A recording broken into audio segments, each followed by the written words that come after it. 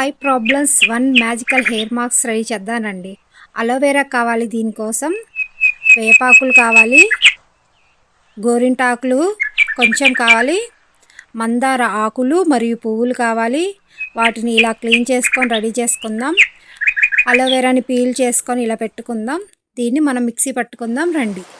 దీనివల్ల మన హెయిర్లో డాండ్రఫ్ చాలా కొంతమంది పుండ్లు పడిపోతుంటాయి, అవి కూడా చాలా వరకు పోతుందండి.